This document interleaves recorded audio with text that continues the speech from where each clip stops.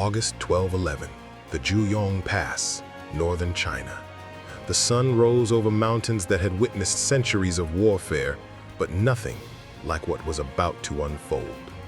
The greatest empire on earth, the Jin dynasty, commanding the wealth of 50 million subjects and fielding 80,000 of the finest troops in Asia, stood ready to crush a barbarian horde of barely 20,000 Mongol horsemen. The Chinese commanders laughed as they surveyed their positions. These were primitive nomads, savages from the steppe who knew nothing of civilization, nothing of organized warfare, nothing of the sophisticated military traditions that China had perfected over 3,000 years. The Jin had walls that stretched for hundreds of miles, fortresses that had never fallen, gunpowder weapons that could shatter stone and terrify horses, and centuries of military wisdom recorded in texts that these illiterate barbarians could not even read. Within 72 hours, 60,000 Chinese soldiers would be dead, scattered across mountain valleys like autumn leaves, their empire shattered, their confidence destroyed, and the Mongols would prove beyond any doubt that they were the most lethal military force the world had ever seen. This is the story of Yehuling, the wild fox ridge, where Genghis Khan's tactical genius turned a mountain pass into a slaughterhouse, where Chinese confidence became Chinese corpses, where gunpowder met the composite bow and lost, and where the medieval world learned to fear a name that would echo through history for 8 centuries. To understand the magnitude of what happened at Yehuling, to truly comprehend how such an impossible victory occurred, we must first understand who these Mongols were and why the entire civilized world, from China to Persia to Europe, had underestimated them so catastrophically, so fatally. In 1206, just 5 years before Yehuling, a man named Temujin had unified the fractious Mongol tribes through a combination of military genius, political cunning, and absolute ruthlessness that made Machiavelli look like a naive optimist. He took the title Genghis Khan, meaning universal ruler or oceanic ruler, and transformed the Mongols from scattered nomadic clans constantly warring with each other into the most disciplined, mobile, and lethal military force on the planet. This was not a horde of mindless barbarians drunk on fermented mare's milk and screaming incoherently as they charged. This was a revolutionary military system that would conquer more territory in 25 years than the Roman Empire had conquered in 400, that would create the largest contiguous land empire in human history, stretching from Korea to Hungary, from Siberia to Vietnam. Every Mongol male was a warrior from childhood, but not in the casual way that European knights or Chinese soldiers were trained. A Mongol boy learned to ride before he could walk properly, shooting arrows from horseback before he could read or write, which most never did. By age 3, he was on a horse. By age 5, he was hunting small game with a bow. By age 10, he could ride for days, survive on nothing but dried meat and mare's milk, and shoot accurately at full gallop. By age 15, he was a warrior capable of traveling 100 miles in a day, living off the land in conditions that would kill a European knight in a week, and fighting with a discipline that professional armies could not match. But more than individual skill, more than toughness or courage, Genghis Khan had created something unprecedented in military history. A truly meritocratic, disciplined army where promotion came from demonstrated ability, not from birth, not from wealth, not from political connections. In every other army in the medieval world, your rank was determined by who your father was. If you were born a peasant, you fought as a peasant. If you were born a noble, you commanded as a noble, regardless of whether you had any actual military talent. The Mongol system was different. Genghis Khan promoted based on results. If a common herder proved himself a better tactician than a tribal chief's son, the herder became an officer and the chief's son followed his orders or died. This meritocracy meant that Mongol armies were led by the most capable commanders, not the best born. It created a military effectiveness that aristocratic armies simply could not match. The Mongol military system was based on decimal organization, a concept so simple it seems obvious, yet so effective that modern armies still use variations of it. 10 men formed an arban, commanded by the best warrior among them, chosen by his peers, or appointed by higher command based on proven ability. 10 arbans formed a jagun of 100 men. 10 jaguns formed a minghan of 1,000. 10 minghans formed a tumen of 10,000, the largest operational unit. This system allowed for incredible flexibility and coordination that seems impossible without modern communications. Orders could flow down the chain of command with speed and clarity impossible in feudal European armies, where noble birth determined command regardless of competence, or in Chinese armies, where bureaucratic rank and political favor often mattered more than military skill. Each Mongol warrior carried 2 or 3 bows of different draw weights for different ranges and purposes, 60 arrows in leather quivers, a curved sword, a lance with a hook for pulling enemies from their horses, a lasso for capturing prisoners or enemy horses, and a small axe that served as both weapon and tool. They wore layered silk shirts under their armor because silk, despite being soft, does not break when pierced by an arrow, instead wrapping around the arrowhead and allowing it to be pulled out more easily, reducing infection. Their armor was lamellar, made of small plates of leather or iron laced together, lighter and more flexible than European plate armor, but still effective. But their most important weapon, their strategic advantage that no enemy could match, could not even conceive of matching, was their horse. Not one horse, but 3 or 4 per warrior. Mongol ponies were small, standing only 13 to 14 hands high, ugly by the standards of Arabian stallions or European destriers, with shaggy coats and thick necks. But they were tough as iron, could survive on grass when European war horses needed grain, could travel 60 miles a day when other cavalry maxed out at 30, could go days without water by drinking their own blood through a small cut in the neck vein, and could fight immediately after a long march when other horses needed rest. This mobility gave the Mongols a strategic advantage that their enemies simply could not match, could not even conceive of matching. A European army could move perhaps 10 to 15 miles per day. A Chinese army, with its supply wagons and infantry, moved even slower. A Mongol army could cover 60 miles, appear where the enemy thought they could not be, strike before defenses could be organized, and disappear before reinforcements arrived. The Jin dynasty that the Mongols faced in 1211 was one of the most powerful empires in the world, and they knew it. The Jurchen Jin, a formerly nomadic people who had adopted Chinese civilization and conquered northern China from the Song dynasty decades earlier, ruled over 50 million people from their magnificent capital at Zhongdu, modern Beijing, a city so wealthy and sophisticated that it made European capitals look like provincial towns. They had adopted Chinese administrative systems that had been refined over centuries, built massive fortifications, including extensive sections of the Great Wall that stretched for thousands of miles across mountains and deserts, and fielded armies numbering in the hundreds of thousands, organized, supplied, and equipped with a sophistication that barbarian tribes could not imagine. Jin China had gunpowder weapons, technology that would eventually revolutionize warfare, but was still in its early stages in 1211.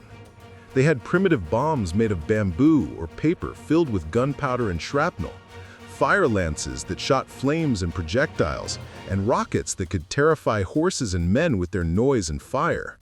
They had heavy cavalry and lamellar armor, disciplined infantry formations armed with crossbows and polearms, and sophisticated siege equipment including trebuchets and siege towers.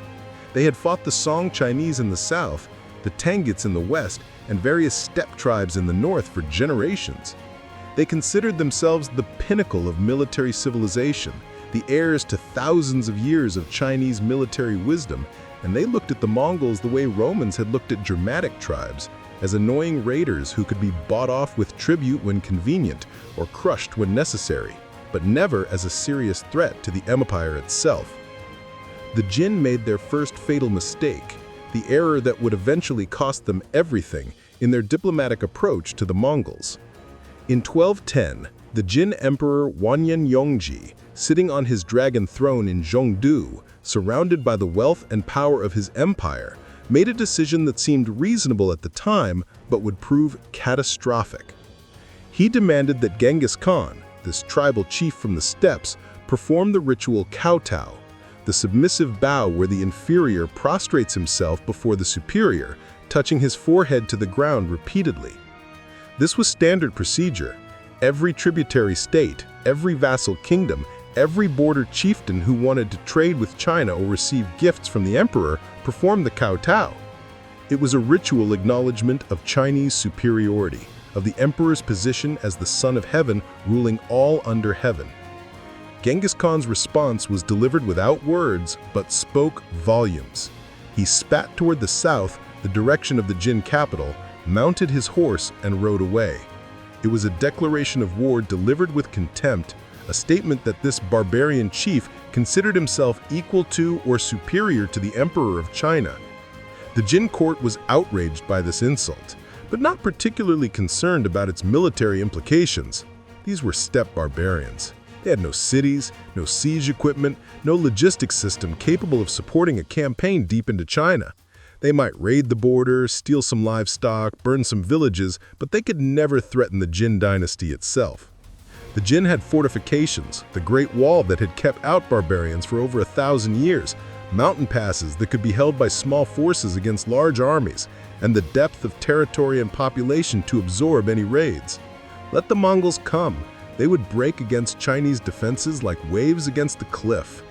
This arrogance, this failure to understand what they faced, would cost the Jin everything. Genghis Khan's strategy for invading Jin China was methodical, brilliant, and demonstrated a level of strategic thinking that supposedly primitive nomads were not supposed to possess.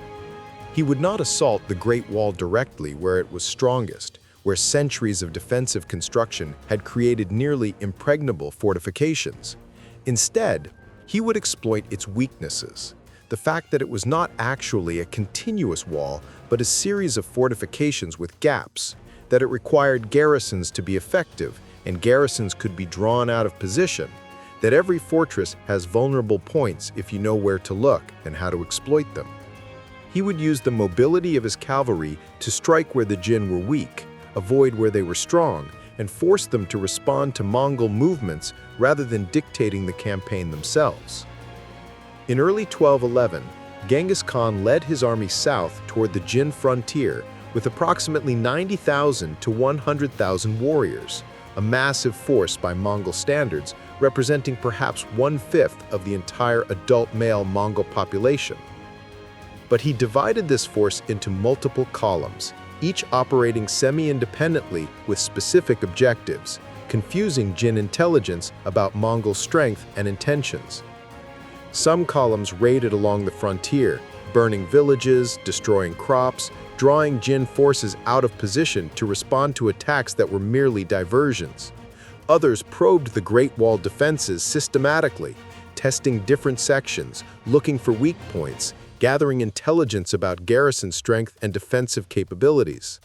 The main Mongol force, about 50,000 strong under Genghis Khan's direct command, moved toward the Juyang Pass, one of the most critical defensive positions in northern China, a narrow mountain pass through the Yanshan Mountains that protected the direct route to the Jin capital.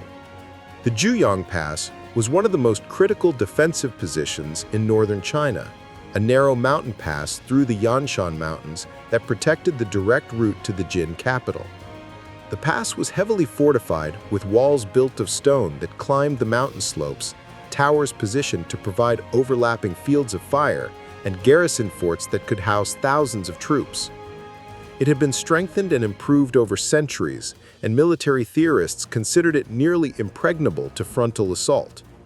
An army trying to force the pass would be channeled into a narrow killing ground where defenders on the heights could rain down arrows, stones, and eventually gunpowder weapons on attackers trapped below. The Jin had stationed significant forces there, perhaps 10,000 men, confident that even if the Mongols somehow reached it, even if they somehow bypassed other defenses, they would be stopped at Juyang Pass. The cliffs were too steep to climb with horses. The walls were too strong to break without siege equipment. The defenders could hold indefinitely as long as supplies lasted, and supplies were assured by roads to the rear connecting to the Chinese heartland. It was the perfect defensive position, and every Jin commander knew it was impregnable. But Genghis Khan had no intention of assaulting the pass directly, of throwing his warriors against prepared defenses in the kind of frontal assault that would have been suicide. He sent a force of perhaps 5,000 riders to demonstrate in front of Juyong, making noise, shooting arrows at the walls, appearing threatening, drawing the Jin defenders' attention forward while the real operation happened elsewhere. Meanwhile, he personally led the bulk of his army, 30 to 40,000 men, on a flanking march through difficult mountain terrain that the Jin considered impassable for a large force. The paths were narrow, barely wide enough for single file in places. The slopes were steep, requiring dismounting and leading horses up inclines. The forests were thick, slowing movement and making navigation difficult. It was a brutal march that tested the endurance of even the hardy Mongol warriors and their even hardier ponies. They climbed slopes that Chinese military manuals declared too steep for cavalry operations. They navigated paths that Chinese scouts had marked as impassable for armies. They did this because Genghis Khan understood something fundamental. The enemy's idea of what is impossible defines the gaps in their defenses. If the Jin believed this route was impassable, they would not defend it, and an undefended route is passable, even if it is difficult. For 3 days, the Mongol army struggled through terrain that should have stopped them, but Mongol warriors had grown up in the harsh steppes, where survival meant enduring what others could not endure, and Mongol ponies were bred for toughness, not beauty. They emerged behind Juyong Pass, cutting it off from reinforcement and supply, making the impregnable fortress strategically irrelevant without firing a shot at its walls. The Jin garrison at Juyong Pass, suddenly receiving news that an enemy army had appeared in their rear, that they were now surrounded and cut off, panicked. The fortress that had seemed so secure now felt like a trap.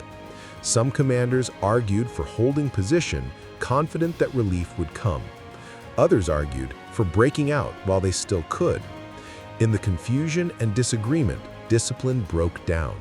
Some units tried to break out, abandoning their positions and fleeing toward the capital. Some surrendered, throwing down their weapons and begging for mercy. Some tried to hold, but isolated and demoralized, they were quickly overrun or starved into submission. The pass that was supposed to protect China fell without a major battle because Genghis Khan had made it strategically irrelevant. The psychological impact was devastating. If the impregnable Juyong Pass could fall in days, what defense could stop the Mongols? Now the road to the Jin heartland lay open, and Genghis Khan's army poured through like water through a broken dam. But the Jin were not defeated yet, not by any means. Their field armies were intact, and they were about to make a stand at a place called Yehuling, the Wild Fox Ridge, a name that would become synonymous with disaster in Chinese military history. Here, in August 1211, in a series of mountain valleys and ridges northeast of modern Beijing, the Jin dynasty would stake everything on stopping the Mongol advance. The Jin commander was Wanyan Jinxin, an experienced general from the Jurchen military aristocracy, a man who had fought in numerous campaigns against the Song Chinese and border tribes. He had 80,000 men under his command, possibly more, depending on which historical source you trust. A massive army by any standard, representing a significant portion of the Jin military establishment. The force included Jurchen heavy cavalry, the elite of the Jin military, warriors from the tribe that had conquered China generations earlier, men raised in military culture who had trained for war since childhood. There were Chinese infantry with crossbows and polearms, disciplined formations that had been fighting for the Jin dynasty for decades. There were Khitan auxiliaries, former nomads who had been conquered by the Jin and now served as cavalry scouts and light horse. There were supporting troops with early gunpowder weapons, engineers, and logistics personnel. It was a combined arms force that represented the military sophistication of medieval China, and it was prepared to stop the Mongol invasion. Wanyan Jin chose his ground carefully, displaying the tactical acumen expected of a senior Jin commander. Yehuling was a series of mountain valleys and ridges where the terrain would limit the Mongols' mobility advantage, forcing them to fight in conditions that favored the defender. The narrow valleys would prevent the Mongols from using their favorite tactic of envelopment, the sweeping cavalry movements that had destroyed so many steppe armies. The ridges provided defensive positions where infantry could hold against cavalry charges. The mountains channeled any approach into predictable routes that could be covered by prepared positions. It was good ground for the Jin, bad ground for the Mongols. Wanyanju Jin deployed his infantry on the ridges and high ground, creating a defensive line that overlooked the valleys below. His heavy cavalry remained in reserve, positioned where they could reinforce any threatened position or exploit any Mongol mistake. He had supply lines to his rear, connecting to the vast resources of the Jin Empire, while the Mongols were operating deep in enemy territory with whatever supplies they had carried or could forage. Every conventional military calculation, every principle in Chinese military classics going back to Sun Tzu said the Jin should win this battle. They had numerical superiority of approximately 4-1, 80,000 against 20,000. They had the defensive advantage of terrain, forcing the enemy to attack uphill against prepared positions. They had interior lines, meaning they could shift forces between positions faster than the Mongols could maneuver around the battlefield. They had supply security, while the Mongols faced potential starvation if the battle dragged on. Wanyanju Jin prepared for defensive battle, planning to bleed the Mongols in costly frontal assaults until they were forced to retreat or be destroyed by attrition. It was a sound strategy based on centuries of Chinese military wisdom. It should have worked.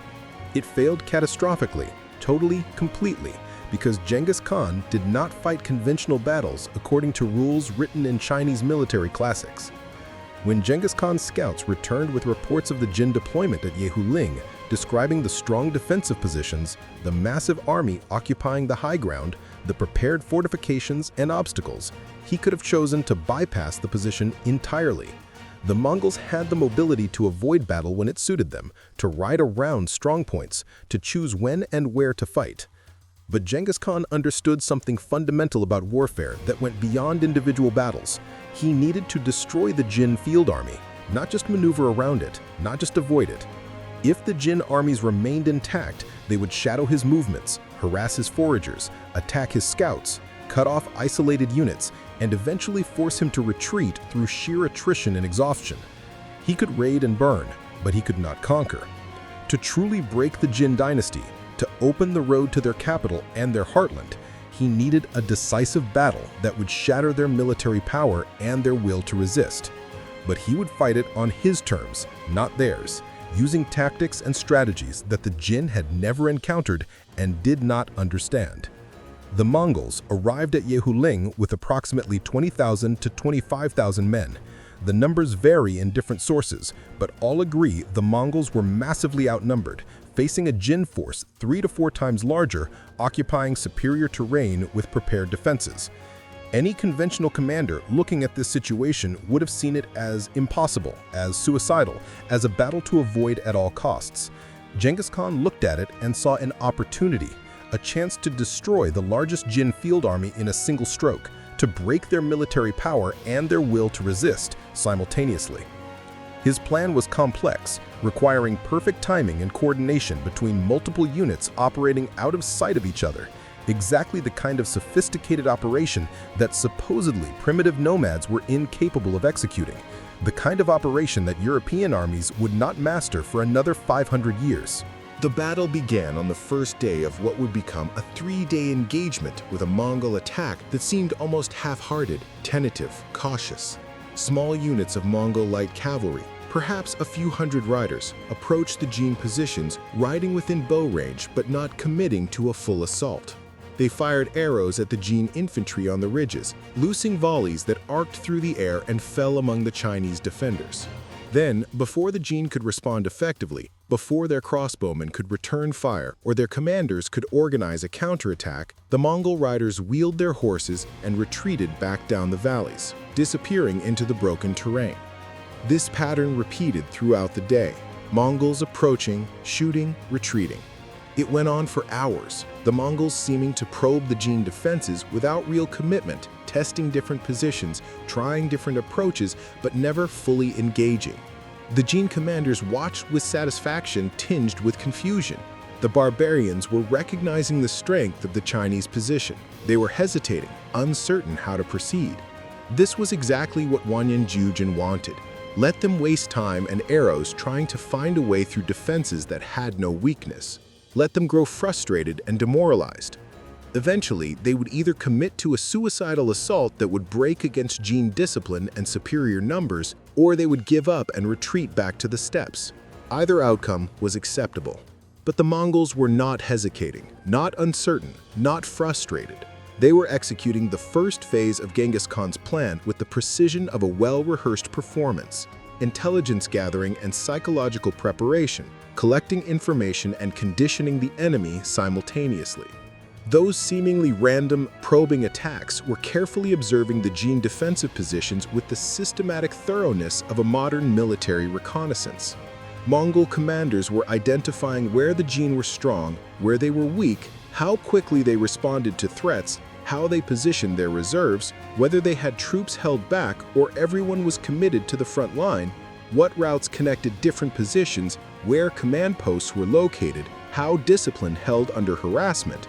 Every arrow fired, every feint made was gathering data that Genghis Khan would analyze and use. The Mongols were also training the Jin to expect a pattern, conditioning their psychological responses through repetition. Mongol approach, Jin prepare for combat, Mongol retreat. Mongol approach, Jin prepare, Mongol retreat. Over and over, teaching the Jin soldiers that these attacks would not follow through, that the Mongols would always withdraw before serious contact. This conditioning would prove lethal when the pattern suddenly changed. On the second day of the engagement, the Mongol attacks intensified in frequency and apparent seriousness, but remained seemingly disorganized, lacking the coordination expected of a determined assault. Larger forces charged toward Jin positions, sometimes 1,000 riders at a time, but they still broke off before sustained contact, still retreated after firing their arrows, still refused to commit to a decisive assault. The Jin soldiers, standing in their defensive positions for hours under the August sun, watching attack after attack approach and then dissolve, began to tire not just physically, but psychologically. The constant state of alert, the repeated preparations for battle that never quite came, the adrenaline surging and then fading as the enemy withdrew again and again, began to wear on their nerves and discipline. This was deliberate, calculated, part of Genghis Khan's plan. The Mongols were conditioning the Jin to expect a pattern, making them comfortable with it, training them to believe that Mongol attacks were tentative and would always withdraw. The psychological strain of repeated false alarms, of preparing for battle that never materialized, created fatigue that was as debilitating as physical exhaustion. Then, on the morning of the third day, everything changed with sudden, shocking violence that caught the Jin completely unprepared despite having watched Mongol movements for 2 days. A large Mongol force, appearing to number several thousand riders, charged directly at a Jin position on one of the ridges, approaching at full gallop with lances lowered and arrows flying. The Jin soldiers manning that position prepared to repel them exactly as they had prepared a dozen times over the past 2 days, expecting the Mongols to break off at the last moment as they had every previous time. But this time, the Mongols did not retreat.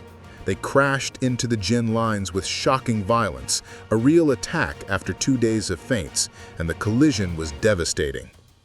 Mongol cavalry, despite their smaller horses, hit with tremendous impact because of speed and coordination. They were not trying to break through, but to engage, to lock the Jin in place, to draw their attention and their reserves to this single point. The Jin position buckled under the assault, but held. Their infantry fighting desperately to maintain their line, stabbing with spears and polearms at Mongol riders, crossbowmen shooting at point-blank range, officers shouting orders to close gaps and reinforce weak points. It was real combat, brutal and costly, and the Mongols seemed committed this time, not withdrawing, but pressing the attack with determination. Wanyan Jujin, watching from his command position with a view of the entire battlefield, saw the Mongol commitment to this attack and made a decision that seemed tactically sound, that followed every principle of defensive warfare, but was actually the trigger that sprung Genghis Khan's perfectly laid trap. He ordered his reserves, including his elite Jurchen heavy cavalry, to reinforce the position under attack, to crush the Mongol assault and then potentially counterattack to destroy this Mongol force while it was committed to combat. The heavy cavalry, perhaps 5,000 riders in armor on armored horses, moved forward through the valleys toward the ridge where the battle raged, following the natural routes through the terrain, confident in their strength and their mission. It was exactly what Genghis Khan had been waiting for through 2 days of patient preparation, and now his trap closed with the precision of a surgeon's knife and the violence of an avalanche. The main Mongol force, perhaps 15,000 riders, had been hidden in the broken terrain for 2 days. Thousands of horsemen waiting in ravines, behind hills, in forested areas, invisible to Jin scouts and observers. They had waited with the discipline and patience that supposedly barbarian warriors were not capable of, not moving, not revealing themselves, while their comrades executed the elaborate deception that drew the Jin reserves into the killing zone. As the Jin heavy cavalry moved through the narrow valleys toward what they thought was a vulnerable Mongol force, suddenly the hills erupted with Mongol riders pouring down from multiple directions simultaneously. They descended on the Jin cavalry from the flanks and rear in a perfectly coordinated ambush that turned the valley into a killing field in minutes.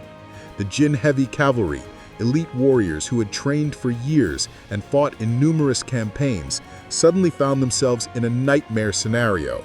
They were trapped in narrow terrain where they could not maneuver effectively, could not use their weight advantage in a proper charge, could not deploy in their preferred formations. They were compressed, disorganized, and suddenly fighting for survival against an enemy that appeared from everywhere at once. Mongol arrows fell like a lethal rain from the heights, shot by warriors who had been practicing this specific form of combat since childhood. The composite bows the Mongols used were shorter than Chinese bows, but more powerful, capable of penetrating armor at close range, and the Mongols were shooting from elevated positions down into massed targets, maximizing their effectiveness. Jin cavalrymen were shot from their horses by the dozen, by the hundred.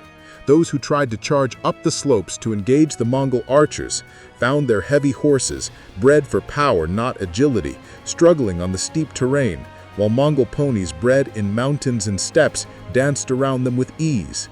The Jurchen cavalry, the pride of the Jin military, the descendants of the warriors who had conquered northern China and humbled the Song dynasty, were being slaughtered in detail, cut down in a terrain that neutralized all their advantages and maximized their vulnerabilities.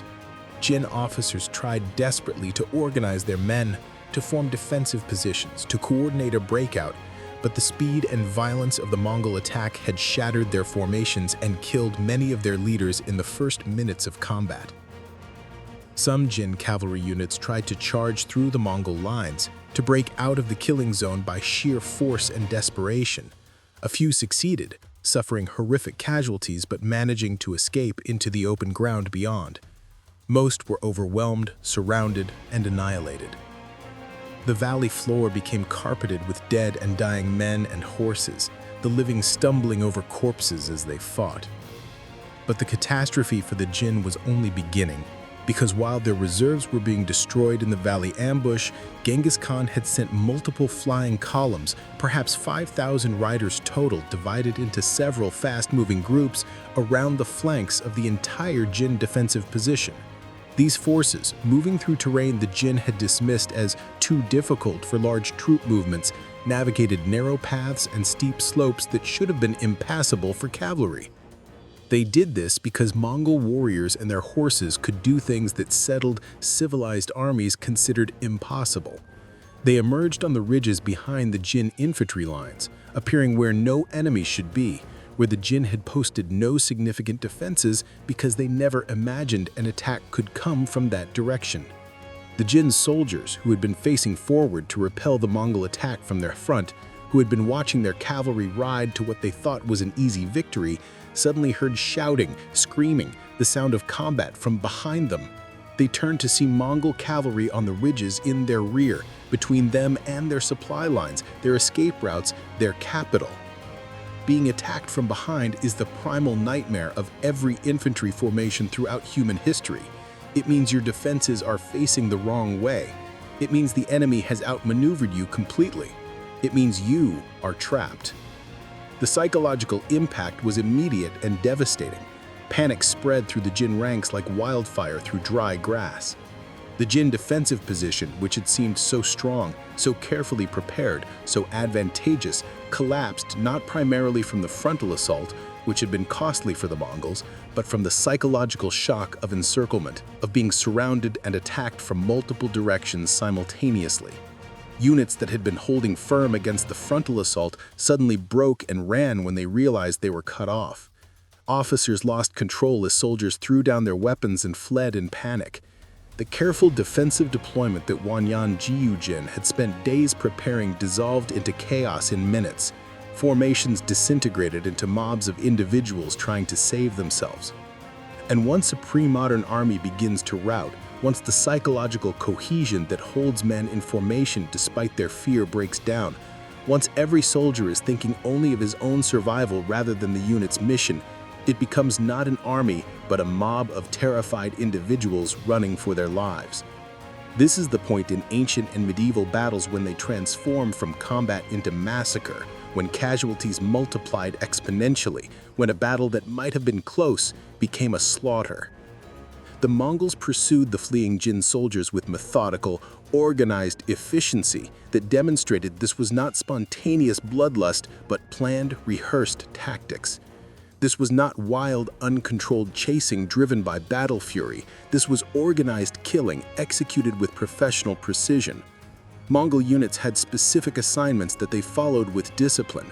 Some pursued the routing enemy, riding them down from behind. Others secured the battlefield, establishing control over captured positions. Others collected weapons, armor, horses, and any other useful items from the dead and captured. Others dealt with prisoners according to Genghis Khan's orders, which in this case meant executing them to spread terror through China. The pursuit continued for miles, spreading out from the initial battlefield as desperate Jin soldiers fled in every direction, trying to escape the nightmare. Mongol archers shot them down from behind as they ran, methodically, efficiently, barely slowing their horses as arrows found targets. Jin soldiers threw away their weapons and armor, trying to run faster, stumbling in their heavy infantry boots. But you cannot outrun a horse, and Mongol horses could maintain pursuit for hours without exhaustion. Some Jin units, more disciplined or led by braver officers, tried to make stands, forming defensive circles or shield walls, but they were surrounded and annihilated by Mongol cavalry that could attack from all sides, shooting arrows from safe distances, withdrawing before Chinese infantry could close, returning to shoot again. Without cavalry support, without room to maneuver, infantry was helpless against mobile horse archers. Some Jin soldiers fled into the mountains, abandoning the roads and trails, trying to hide in the forests and ravines. Mongol trackers, men who had grown up hunting in the steppes and mountains, hunted them down over the following days and weeks, killing them in ones and twos and small groups, ensuring that no organized resistance remained. Some Jin soldiers tried to surrender, falling to their knees and begging for mercy, offering ransom, invoking the traditional rules of civilized warfare, where nobles and wealthy soldiers were captured for ransom rather than killed. The Mongols, following Genghis Khan's orders, showed no mercy. This was not personal cruelty, not sadism or bloodlust, but calculated strategy with a clear political purpose. Genghis Khan wanted the Jin dynasty to understand, with perfect clarity, what resistance meant. He wanted survivors to carry stories of the massacre back to Chinese cities. He wanted terror to precede his armies, to make defenders think twice before resisting, to encourage surrender rather than futile defense. Mercy to defeated enemies might have been more civilized, but it would not have served his strategic goals. Terror was a weapon as useful as arrows and swords, and Genghis Khan used every weapon available. The slaughter continued through the afternoon of the third day. through the night as Mongol riders used torches to continue hunting fleeing Jin soldiers in the darkness, and into the next day as pursuit forces tracked down scattered survivors. By the time the killing finally stopped, between 60,000 and 70,000 Jin soldiers were dead. The exact number is disputed by historians, as numbers in medieval warfare always are. Chinese sources tend to minimize the catastrophe, reporting lower casualties. Mongol sources, transmitted through Persian historians like Rashid al-Din, tend to maximize the victory, reporting higher casualties. Modern historians, analyzing the demographics, logistics, and subsequent events, generally estimate that the Jin lost between 60 and 70% of the force that entered the battle, which means that of 80,000 men who marched to Yehuling, confident in their strength and their cause, somewhere between 48,000 and 56,000 never returned home. Even taking the most conservative estimates, it was one of the most lopsided victories in military history. An army of 80,000, well-equipped, well-led, fighting on favorable terrain with defensive advantages, had been reduced to scattered survivors fleeing in panic in just 3 days. Wanyan Jujin himself escaped with perhaps 8 to 10,000 men, the remnants of his once mighty army, fleeing back toward the capital carrying news of unimaginable disaster. The Mongol casualties were significant in absolute terms, perhaps 4,000 dead and many more wounded, which was nearly 20% of their force. But the exchange ratio was devastating from the Jin perspective. For every Mongol who died at Yehuling, 15 to 17 Jin soldiers died. From a strategic standpoint, the Mongols could afford these losses. Casualties. They had destroyed the largest Jin field army and opened the road to the Chinese heartland. The Jin could not afford their losses. They had lost not just soldiers, but the cream of their military, experienced officers, elite cavalry, the core of their fighting strength. The psychological impact of Yehuling was even more devastating than the physical losses. And it is this psychological dimension that often gets overlooked in purely tactical analyses of the battle. The Jin dynasty had fielded its best troops, commanded by experienced generals who had studied warfare in military academies and fought in numerous campaigns, fighting on favorable terrain that military theory said should have guaranteed victory, with overwhelming numerical superiority that should have been decisive. And they had been annihilated. Not just defeated, but destroyed so completely that the army ceased to exist as a fighting force. The news spread through China like a plague, carried by terrified survivors, by refugees fleeing the Mongol advance, by merchants and travelers who saw the aftermath. If the Jin could not stop the Mongols at Yehuling, where terrain and numbers were both on their side, where could they be stopped? What defense could possibly work against these demons on horseback? Cities began preparing for siege, reinforcing walls, stockpiling food and weapons. Nobles began quietly considering whether surrender might be preferable to resistance.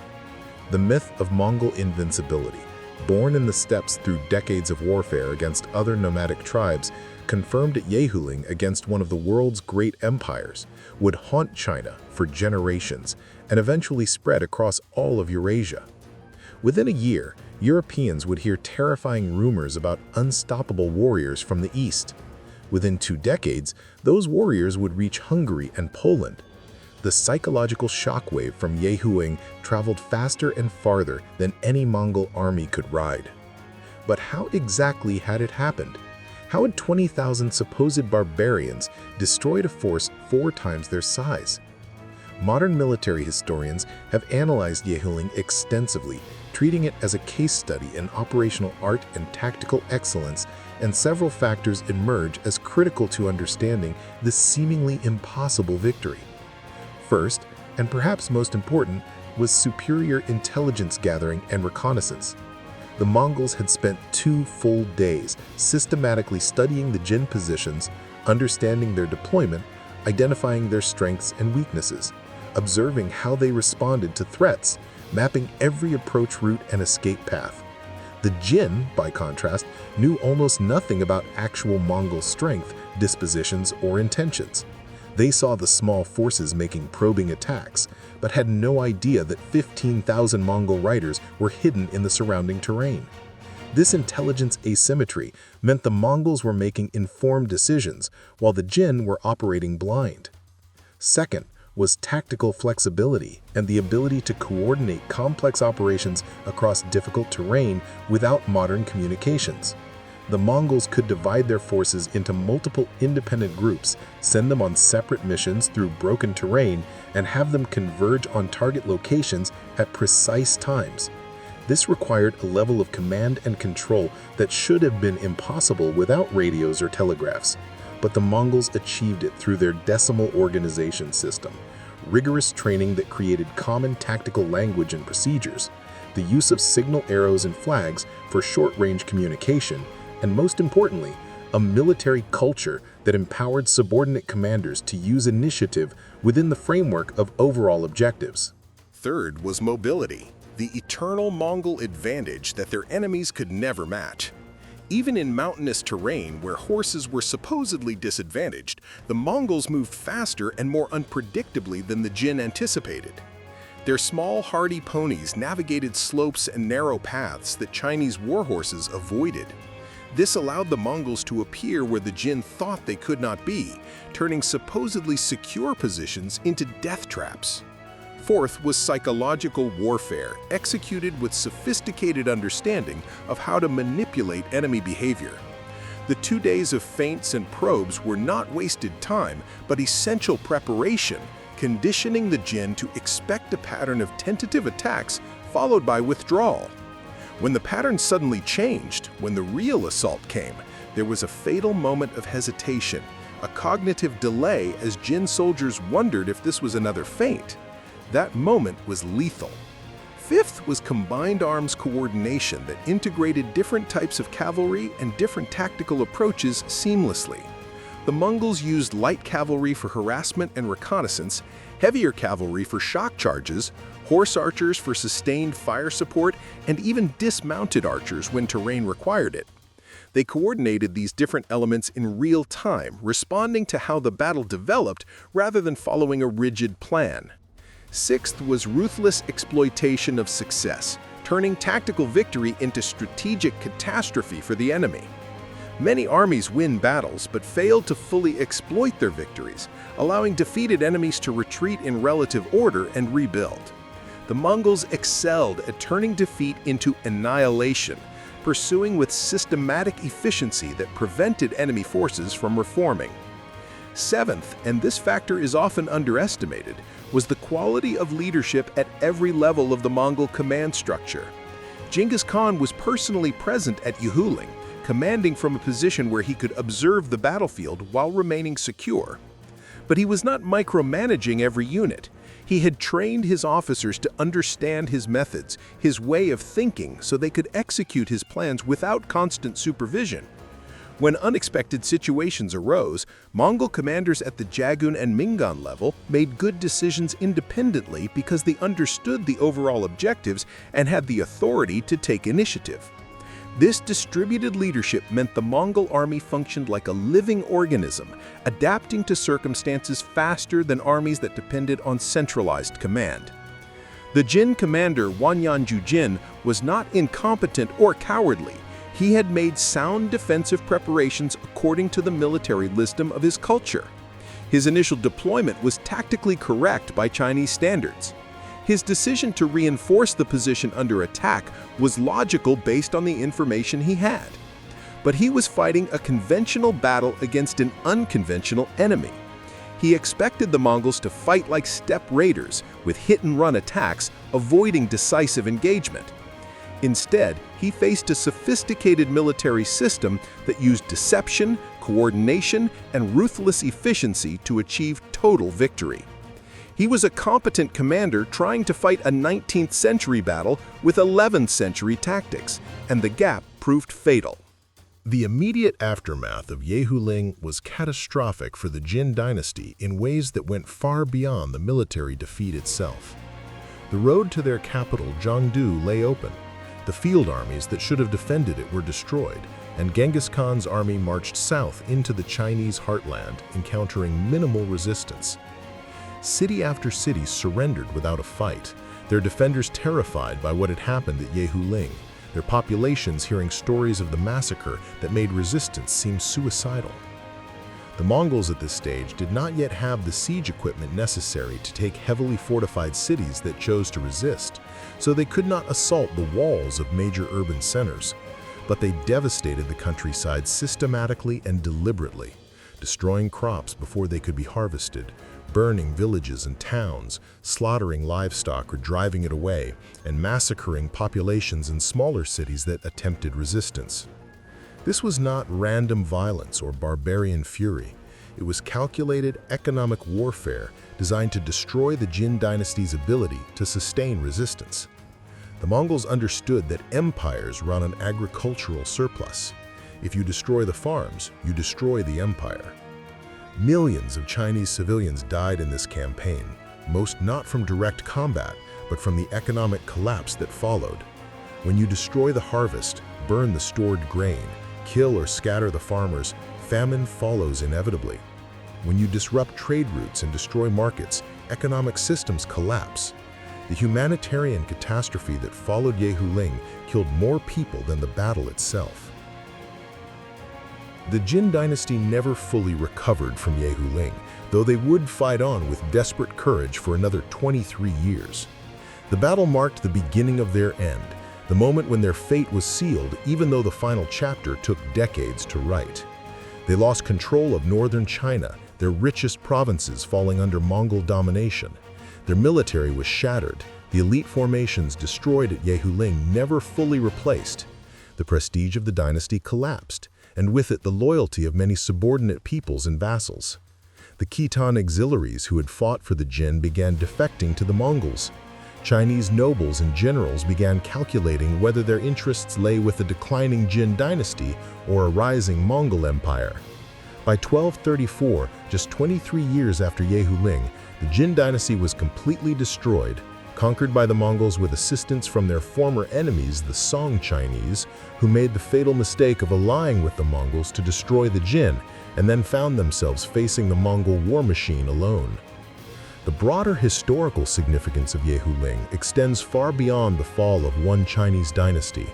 It was one of the first major battles where the Mongols demonstrated conclusively that they could defeat not just other steppe nomads in the kind of tribal warfare they had practiced for generations, but a sophisticated sedentary civilization with advanced technology, massive armies, and centuries of military tradition. It established the pattern that would repeat across Eurasia for the next 60 years. Mongol tactical and operational superiority over larger, seemingly more advanced enemies. After Yehuling, the Mongol reputation preceded them everywhere they went. When Mongol envoys appeared before city gates demanding surrender, defenders remembered what happened to those who resisted. Cities surrendered without a fight, their leaders calculating that survival under Mongol rule was preferable to annihilation. Armies hesitated to engage, their generals knowing that numerical superiority had not saved the Jin at Yehuling. Rulers paid massive tribute, hoping to avoid conflict, impoverishing their treasuries to buy peace. This psychological dominance was as valuable as any military victory, perhaps more valuable, because it allowed the Mongols to conquer vast territories with relatively small forces. If every city had to be taken by assault, if every enemy army had to be destroyed in battle, the Mongol conquest would have been impossible. But because so many enemies simply gave up rather than face certain destruction, the Mongols could rule territories vastly larger than their population should have permitted.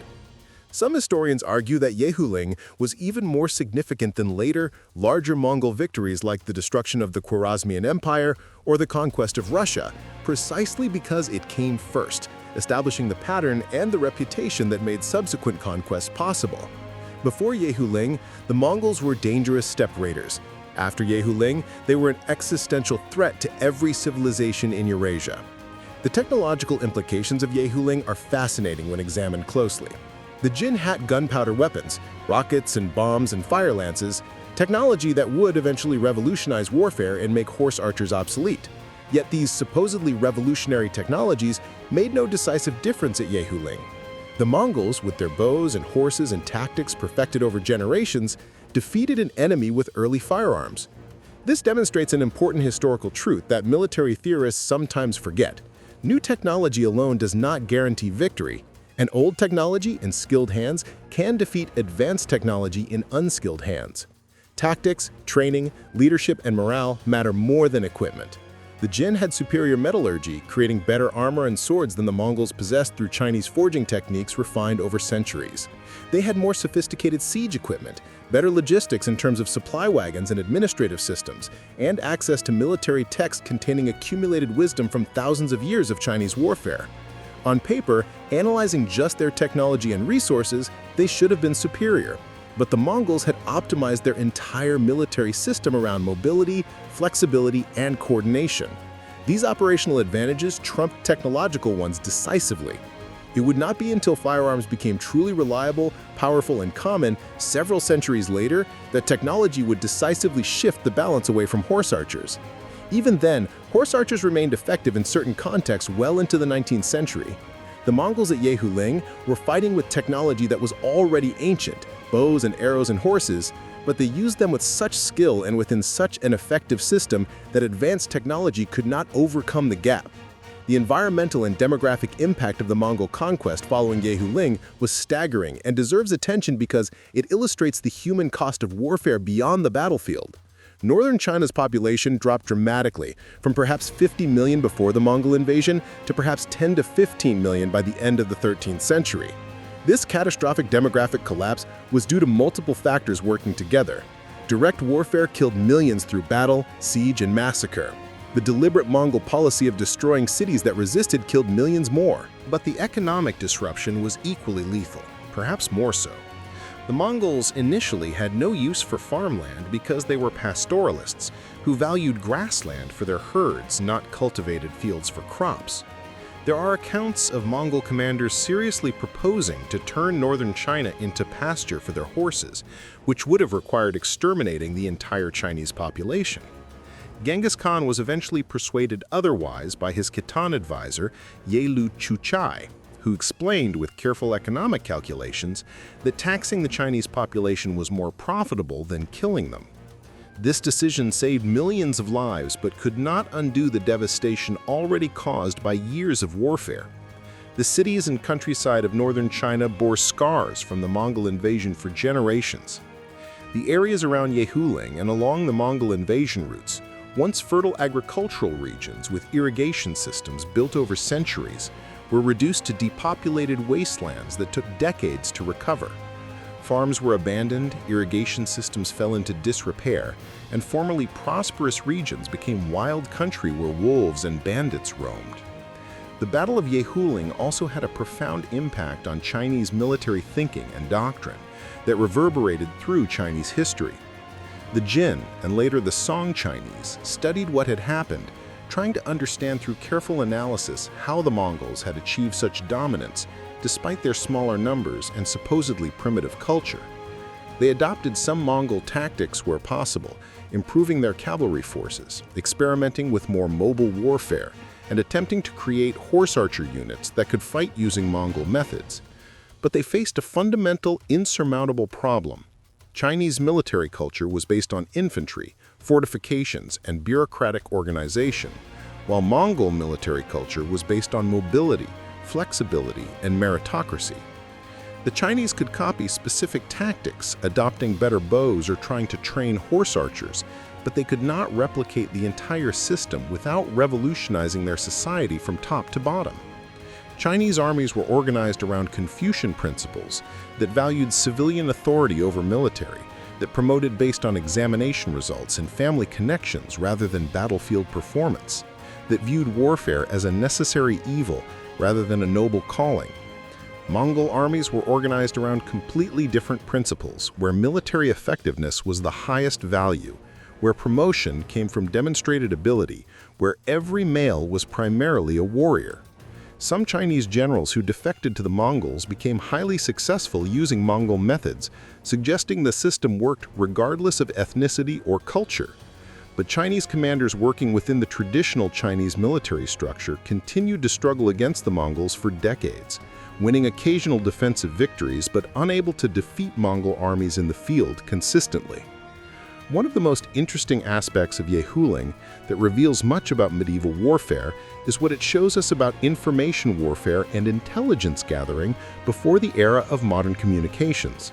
The Mongols had an extensive intelligence network that stretched across Asia, using merchants, travelers, diplomats, and dedicated spies to gather information about enemy strengths, dispositions, internal politics, and economic conditions long before launching invasions. By the time Genghis Khan reached Yehuling, he probably knew more about the Jin military, their commanders, their internal political divisions, and their economic vulnerabilities than many Jin generals knew. The Mongols also engaged in deliberate psychological warfare through carefully spread rumors and propaganda. They exaggerated their numbers, allowing enemies to believe they faced even larger forces than actually existed. They exaggerated their cruelty, ensuring that stories of massacres spread ahead of their armies, demoralizing defenders before battles began. They claimed divine mandate and inevitable victory, creating a sense that resistance was futile. Refugees fleeing Mongol advances spread terrifying stories, often exaggerated in the retelling, that demoralized defenders and caused panic. Conversely, the Jin knew almost nothing about the Mongols beyond superficial observations. They underestimated Mongol numbers sometimes and overestimated them other times, never having accurate intelligence. They misunderstood Mongol tactics, expecting steppe raiding when they faced systematic conquest. They completely failed to grasp that they were facing a revolutionary military system rather than traditional tribal warfare. This intelligence asymmetry gave the Mongols a decisive advantage that multiplied the effectiveness of their tactical skills. The logistics of the Mongol campaign that included Yehuling deserve attention, because logistics wins wars as surely as tactics win battles, and the Mongol logistical system was as revolutionary as their tactics. How did 20,000 horsemen, each accompanied by 3 or 4 horses, supply themselves while operating deep in enemy territory hundreds of miles from their home pastures? The answer reveals the genius of the Mongol system. Mongol logistics were radically different from Chinese or European systems, optimized for mobility rather than sustained operations from fixed bases. Mongols traveled light, each warrior carrying dried meat prepared by cutting it into strips and drying it in the sun, mare's milk curds that provided calories and nutrients, and other preserved foods that could last for weeks or months without spoiling. Their horses could graze on grass, requiring no supply trains of grain like Chinese or European cavalry horses. When these supplies ran low, they lived off the land through hunting, foraging, and looting from captured territories. This made them far less dependent on supply lines than conventional armies. A Chinese army required a massive logistical tail to function: wagons of grain for soldiers and horses, mobile kitchens with cooks and utensils, blacksmiths with forges and tools for repairs, administrative personnel to manage distribution, and guards to protect all of this. Moving all this equipment slowed the army to a crawl, perhaps 10 miles per day, and created a vulnerable target for enemy raids. A Mongol army could move with almost nothing beyond what each warrior carried, making them far faster and more unpredictable. When they needed supplies they could not carry or forage, they requisitioned them from conquered territories through taxation or confiscation. This logistical superiority was as important as their tactical skills in enabling their conquests. The role of defectors, collaborators, and conquered peoples in Mongol success at Yehuling and afterward is also significant and reveals the pragmatic, adaptive nature of Mongol imperialism. The Mongols were remarkably pragmatic about recruiting defeated enemies, unlike many empires that relied primarily on their own ethnic group. Any Jin soldier who surrendered might be given the choice: join the Mongol army and fight for your conquerors, or die. Many, faced with this choice, decided that survival under new management was preferable to death. The Mongols also actively recruited Chinese engineers, administrators, siege specialists, and anyone with useful skills. These defectors provided crucial knowledge about Chinese warfare, fortifications, politics, and culture that the Mongols lacked.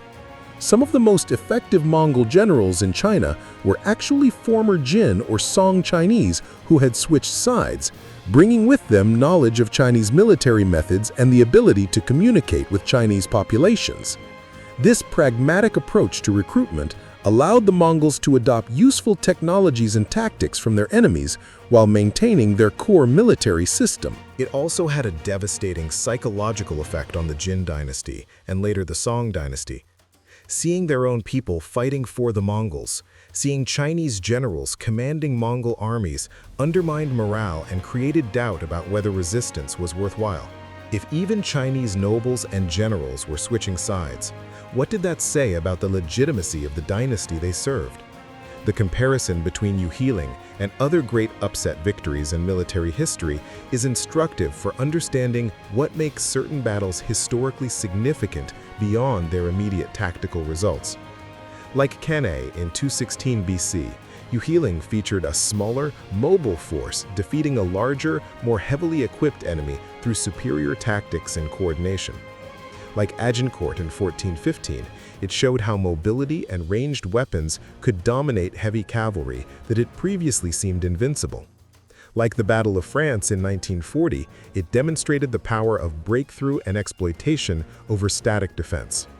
But Yehuling was perhaps more strategically significant than any of these famous battles because the tactical victory translated into lasting strategic success. Hannibal won tactically at Cannae, but eventually lost strategically, failing to conquer Rome and eventually seeing Carthage destroyed. The English won at Agincourt, but did not conquer France, eventually losing all their French territories. The Germans won in France in 1940, but eventually lost World War II. The Mongols won at Yehuling and then conquered all of northern China, then most of Eurasia, creating the largest contiguous land empire in human history. Their tactical victories translated into strategic success in a way few military campaigns in history have matched. The debate among historians about whether the Mongols represented barbarians destroying civilization or a sophisticated culture with different values than sedentary societies is partially answered by careful analysis of Yehuling. The battle demonstrates a level of military sophistication that equals or exceeds any contemporary civilization's military capabilities. The coordination required to execute the ambush and envelopment at Yehuling, the intelligence gathering that preceded it, the planning that went into choosing when and where to fight, the tactical flexibility displayed during the battle, and the operational art of the entire campaign all required a highly developed system with sophisticated organization and training. Yet the Mongols remained nomadic, without cities or permanent settlements, without written literature in their own language, without the technological infrastructure that sedentary civilizations created. This challenges simplistic assumptions about what constitutes civilization and barbarism. The Mongols had created a military civilization, a society optimized for conquest and warfare, incredibly successful at what it did, but organized around completely different principles than agricultural empires. Perhaps the lesson is that there are multiple paths to sophisticated social organization, not all of which involve cities and farming and written culture. The Mongols proved that nomadic pastoralism could support a level of military effectiveness that dominated every sedentary civilization it encountered. The personal role of Genghis Khan at Yehuling cannot be overstated when analyzing why the battle turned out as it did. He was approximately 49 years old at the time, an age when many medieval commanders were considering retirement or had already died, but he was at the peak of his abilities, combining the physical stamina and courage of a warrior who still led from the front with the strategic thinking and political wisdom of a mature leader who had spent decades studying warfare and human nature. His ability to inspire absolute loyalty in his troops was crucial to Mongol success. Mongol warriors followed orders that seemed suicidal, climbing mountains that should have been impassable, waiting in ambush for days without revealing themselves, charging into situations where they were outnumbered because they trusted Genghis Khan's judgment completely. This trust was earned through decades of success, through a track record of winning seemingly impossible victories, and through a leadership style that rewarded competence and punished failure regardless of rank or family connections. When Genghis Khan ordered warriors to do something that seemed impossible, they attempted it because his previous impossible orders had worked out. This level of trust and discipline, based on proven success and meritocratic leadership, gave the Mongols an intangible advantage that no amount of technology or numerical superiority could match on the enemy side. Armies led by commanders their troops did not fully trust, where orders were followed reluctantly or incompletely, simply could not achieve what the Mongols achieved under Genghis Khan's leadership. The aftermath of Yehuling for the survivors on both sides is worth considering because it illustrates the long-term human impact of warfare beyond the immediate battle.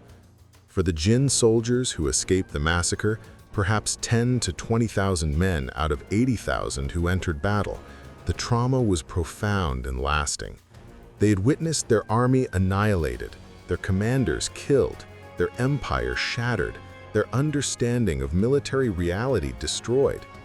Many probably never fought again, psychologically broken by the experience, unable to face combat after seeing what Mongol warfare meant. Those who did return to military service carried with them a fear of the Mongols that was tactically debilitating, a hesitation in combat, a tendency to retreat rather than stand firm. For the Mongol warriors, by contrast, Yehuling was validation and vindication of everything their system represented. It proved that their tactics worked, not just against other steppe nomads, but against the greatest empire in Asia. It proved that their leaders' strategies were sound. It gave them confidence that would carry them through subsequent campaigns across Eurasia, a belief in their own invincibility that became a self-fulfilling prophecy. The psychological impact of victory is often underestimated in military analysis that focuses on tactics and technology. An army that believes it is invincible often becomes nearly so, because that confidence translates into aggression, initiative, willingness to take risks, and resilience under pressure. The Mongols, after Yehuling, believed they could defeat anyone, and that belief helped make it true. Today, more than 8 centuries after the battle, Yehuling is not well known in the Western world, overshadowed by later Mongol campaigns in Europe and the Middle East that affected Western civilization more directly. But in China, it is remembered as a catastrophic turning point, the moment when the Mongol threat transformed from frontier nuisance into existential crisis that would eventually consume all of China.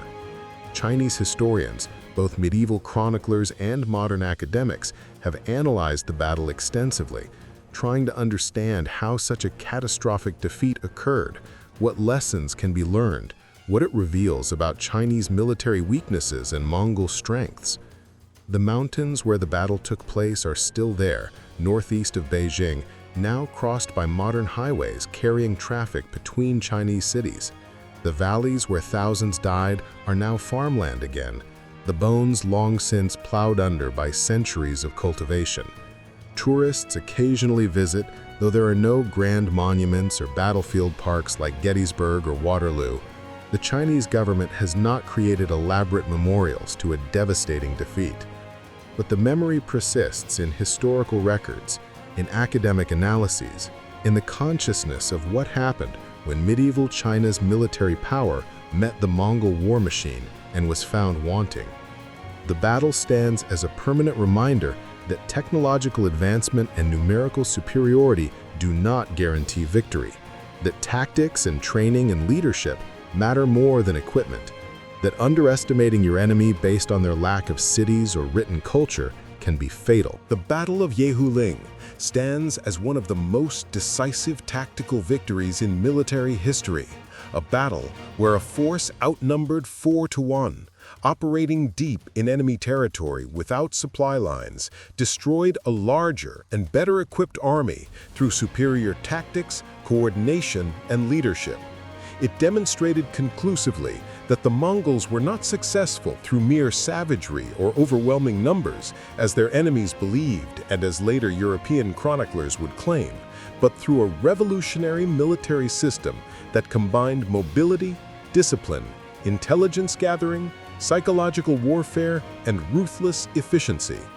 The battle shattered the Jin dynasty's military power permanently, opened northern China to Mongol conquest, established the pattern of Mongol dominance over sedentary civilizations that would shape Eurasian history for a century, and proved what military historians have long known, but societies often forget, that numbers and technology and wealth matter in warfare, but they are not decisive by themselves. What wins battles and wars is the ability to use whatever resources you have more effectively than your enemy uses theirs, to adapt faster than your enemy adapts, to learn from your mistakes before your enemy learns from his. At Yehuling, 20,000 Mongol warriors used their resources so effectively, adapted so quickly to the tactical situation, learned so thoroughly from their reconnaissance that they destroyed 80,000 Chinese soldiers and changed the course of world history. The Jin dynasty would limp along for another 2 decades, but never recovered from the blow. The Mongol Empire would continue expanding for another 70 years, eventually ruling territory from the Pacific Ocean to Eastern Europe, from Siberia to Southeast Asia, all built on the foundation of military effectiveness demonstrated at battles like Yehuling,